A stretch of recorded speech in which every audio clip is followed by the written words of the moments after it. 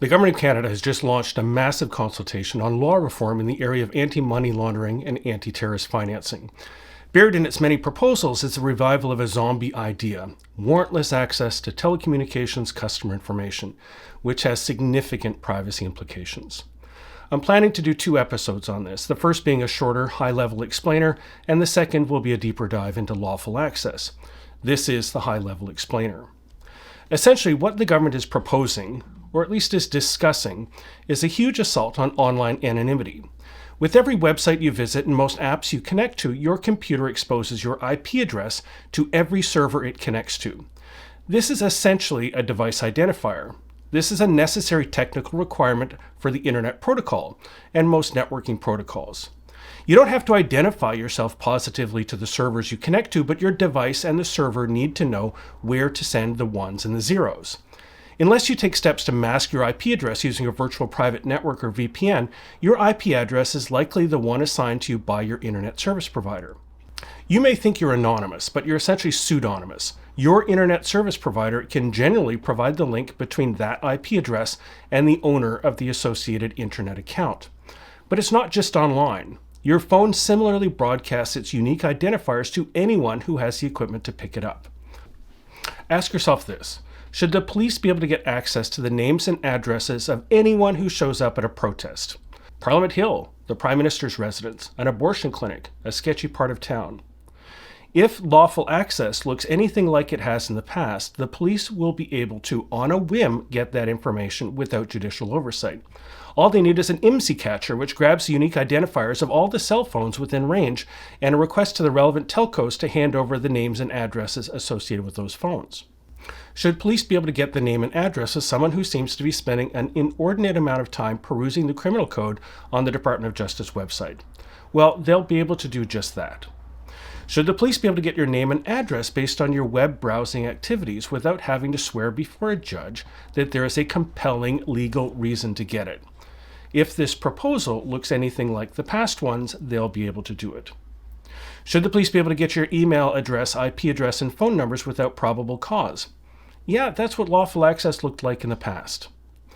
Until a 2014 decision of the Supreme Court of Canada called Spencer, internet service providers generally would provide the police with customer names and addresses upon request, in a limited range of circumstances. That is, on request, but without a warrant or judicial oversight. This was under a protocol arrived at by the Canadian Association of Internet Service Providers and was supposed to be limited to child exploitation investigations. The Spencer decision essentially said that's illegal. It's illegal for the internet service provider to hand over the information without a legal obligation to do so, and it's also a charter violation on the part of the police. In Spencer, the court said you have a constitutional right to anonymity, and this can only be pierced with a court order, a reasonable law, or in a serious emergency. What the police want is a way to get customer information without having to go through the checks and balances associated with getting a court order. A number of governments have proposed amending the criminal code to give the police this power. For example, in 2005, the Liberal government of Paul Martin tabled Bill C-74, called the Modernization of Investigative Techniques Act, but it died on the order paper. Then, in 2009, the Conservative government of Stephen Harper tabled Bill C-47, called the Technical Assistance for Law Enforcement in the 21st Century Act, and it also died on the order paper in Parliament. The next year, the Harper government tabled Bill C-52, Investigating and Preventing Criminal Electronic Communications Act, but it too died on the order paper. Most recently, in 2012, the Harper Conservatives tabled Bill C-30, Protecting Children from Internet Predators Act, but it also died on the order paper. The amount of public interest and opposition to these so-called lawful access initiatives was impressive, and I think unprecedented. Here's what it comes down to. You have a constitutional right to anonymity. When the police now are looking to connect your identity to online activity, they have to satisfy a judge that the public interest in investigating a particular crime outweighs your constitutionally protected privacy and anonymity interest. They find that inconvenient, so want a shortcut so that the police officer gets to do all that balancing. And of course they won't. They will look for the easiest way to further their investigation without regard to your privacy interests. And this is deeply problematic. Previous initiatives would have permitted the RCMP, CSIS, local police, and the Competition Commission to designate up to 5% of their employees as people who could make demands of telecommunications service providers for any purpose of performing any duty or function of their agency.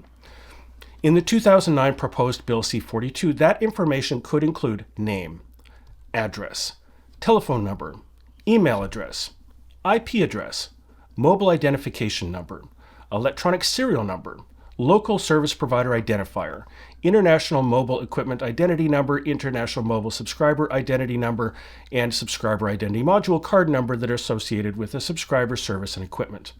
That is without a warrant.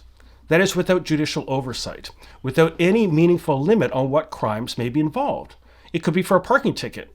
Under that bill, there wasn't even a reasonable ground to suspect threshold that a crime had even taken place. In Canada, our privacy depends on oversight and accountability. Consistently, these proposals are built on a premise that oversight is inconvenient and we should just trust the police.